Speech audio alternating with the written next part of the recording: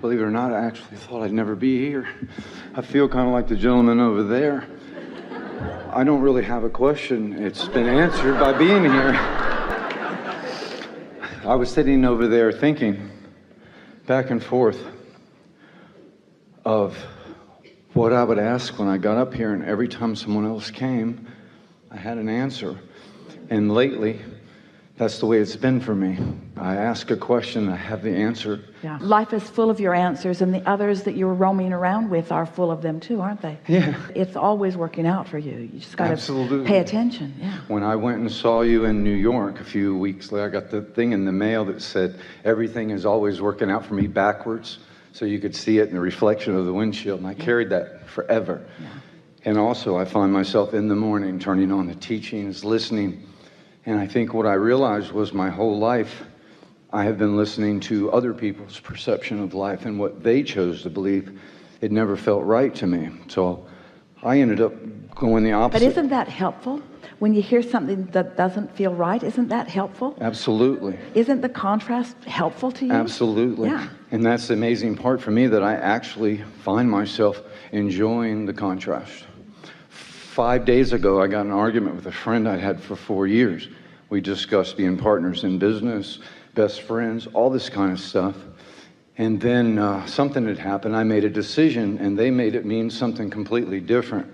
The more I tried to share with them that that's not me, that was not my intention, the more they fought to hang on to what they were wanting to think. And I'm thinking to myself, wow, you really must want to be unhappy and miserable when I'm telling you I care about you and I want to do this, yet you want to believe that there's some ulterior motive behind it. And I found... And yet, what's interesting is they were misunderstanding you, and you were misunderstanding them, and then they were misunderstanding you, misunderstanding them. Yeah. In other words, because you're saying you must be really miserable and unwilling to accept how much I love you. So what were you looking at?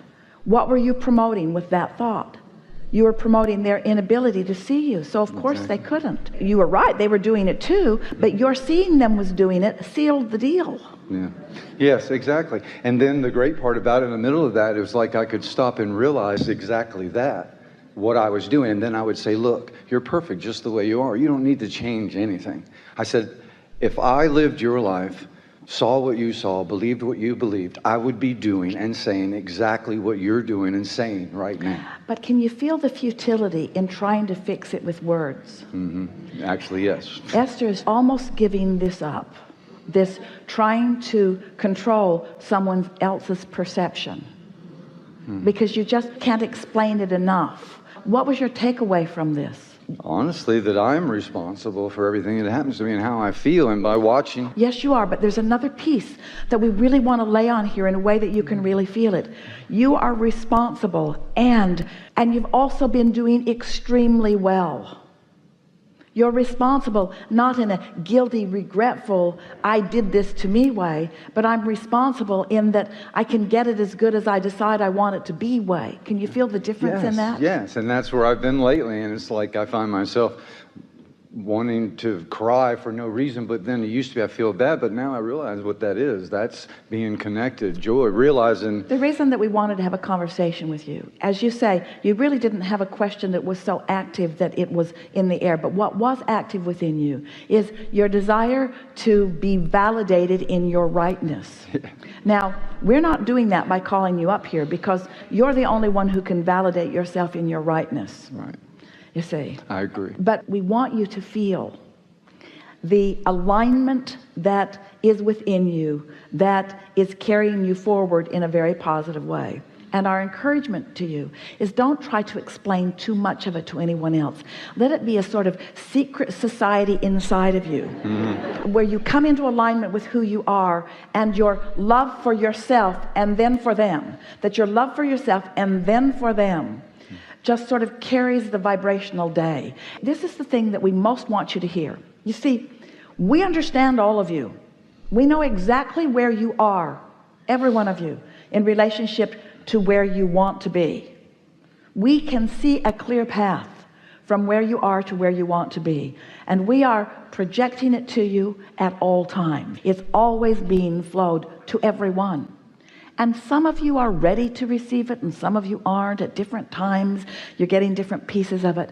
And what we want you to take away from this conversation is, if source energy is aware of what everyone wants and not able to make them see if they're not ready to see, then why are you wasting your breath trying to get them to see when they're not ready to see? I've come to that conclusion myself lately. So rather than having a debate with them about it, just acknowledge, well, they're not in the receiving mode yet, but goodness is coming to them and they deserve well-being, and I'm so enjoying their process as I am enjoying my process. So rather than being a fixer, which you kind of are, you're kind of a fixer. And the reason that you are a fixer is because you're really smart, you've lived a lot of life, and you've got good ideas about a lot of things. And it's why people like your leadership. They do.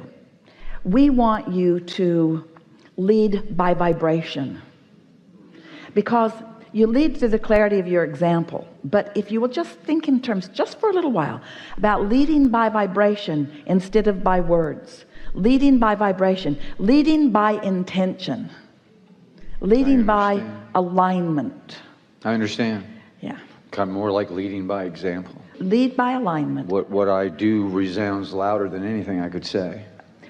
But how you feel, which is evidence of your vibration, is truly what is causing the resounding. Understood. But when you try to do it with your words, you get in the way of your true vibration, because your words cause a reaction from people that you don't need to have in your mix. Can you hear that? If you are aware of your vibration and you're carrying it, and you're thinking these silent positive thoughts about people without them even knowing it, making lists of their positive aspects and rooting for their success and for your own, but rooting for their success, but don't tell them. Don't tell them, because they will argue for their own limitations, and then you'll get in an arguing match about how good they really are. It's so irritating. People just won't accept how good they are, and then you lose your connection as you're trying so hard to convince them of that, and convince yourself a little bit about it too, you see. Yeah, and in order for me to do that, I have to stop feeling good, it seems like. Can't do both. You cannot focus upon something that Can't isn't. be mad and feel good at the same time. And you can't focus upon something that isn't happening and allow it to happen at the same time. So as you begin to accept this vibrational world, and you do more of this inner work and secret projecting of well-being upon the unsuspecting others, then they don't argue with you about it.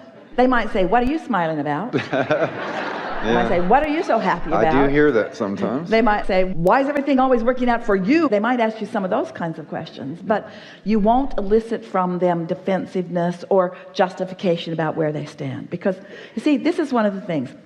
We really like giving this to you. This is an important piece that we've not talked about ever before in this way. And you're going to hear it in a way that you've never heard it before. Awesome. The very negative emotion that you feel is evidence of the love that Source has for you, because it's relational. If Source were not adoring you in this red hot minute upon whatever subject you are upon, your divergence from that love could not be felt. If the love were not there, the divergence from it could not be felt. This is an important thing to know. So as you realize that your emotions are always about your letting in this abundance and well-being that's flowing to you, or holding it out to some degree, then you begin to understand that it is a vibrational world, and that these are vibrational or thought adjustments that you're wanting to make, not action ones. Now think about this.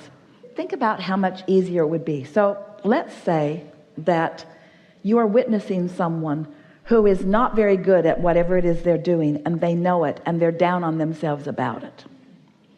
But you've been practicing your alignment, and you are seeing the world through the eyes of Source a bit, and you know that whatever they're living is temporary. In other words, you have true compassion. You know what true compassion is? True compassion is being in alignment with Source and looking at someone in the middle of a mess. Because you don't see the mess, you just see the opportunity. You just see the perfection of their life experience. You don't lose your connection because your connection is so strong. So let's say that you're tuned in, tapped in, turned on, and you're witnessing someone who's having a hard time about something. And you rush in and you say, it's okay, it'll get better. And they say, no, it won't. Now you're reacting to what they are saying back to you. And now, if you're like most people, you'll get twirled up in that. But let's say, instead, you're witnessing it, but you are so wise, you say nothing. You just know that when you see some child trying to walk and he's really new at it and he falls down, you don't say, get up, you little dummy. And you also would be better off if you didn't say, oh, that's all right. You'd be better off if you just leave him alone, because he's going to get up. His desire to walk is going to get him on his feet. He's been watching you walking around. He doesn't need your words. He's been watching you walking around. He's got the idea of it. You hold him up and give him a little balance. No, get away from him. Leave him alone. Let him figure it out. He's figuring it out. He's watching. He's learning from your example, you see. So now, your example, instead of focusing with him upon his deficiency, instead, you're standing back and knowing the big picture and knowing that all is well. It is in that attitude that those around you will thrive most, you see. Your attention to their problems either causes their further attention to their problem or their defensiveness that you've noticed their problem. Don't you know that? So in this conversation, we've taken this thought into a new place as we've been together today. And think about it. Is not almost everyone you know reacting to what they are living, rather than aligning with source energy and then acting from that place of alignment? So ask yourself, this is going to help you, because this is a room full of uplifters and teachers and healers. You've come into this life experience, you want to uplift others. But when you hit it so head on, when you don't get out ahead of it energetically or vibrationally, and instead you try to accomplish it through your words or through your actions, it backfires almost every time, because you amplify the very thing you did not mean to amplify. Can you hear us? Yeah.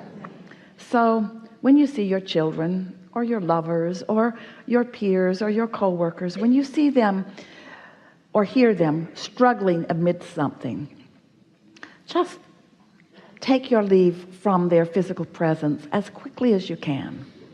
Run into the woods, go running into the woods,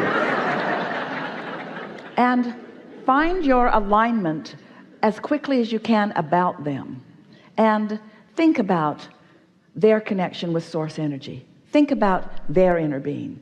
Think about their vortex. Think about what they are asking. Think about their potential for success. Think about their well-being.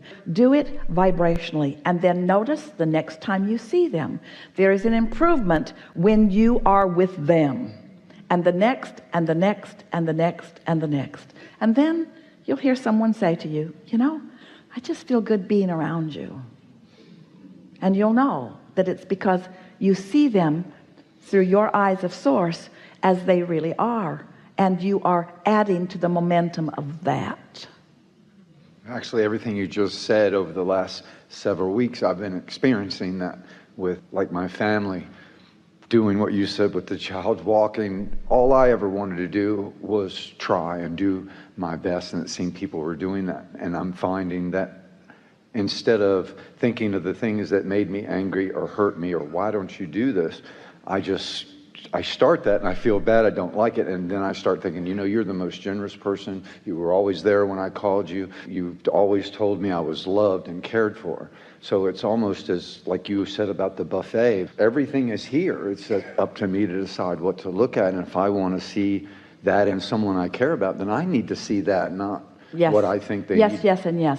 But can you feel how the primary reason that you continue to feel misunderstood is because you're trying to use words when only vibration will do? Yes. And this is the thing that we're wanting you to realize, is that your words can't be heard if someone's not in the receptive mode of your words. And so the best you can do is get into vibrational alignment with who you are, where you are understanding yourself. So you're looking for your understanding from your inner being, not looking for it from someone who cannot give it to you. Does this make sense? And then it comes full circle, because you're looking for understanding, but they can't find it. And then you don't have it, and then you lose your way. Or you can withdraw from that and not look for understanding or love or anything in all the wrong places. Instead, look for it where it is and find it, and then go from there.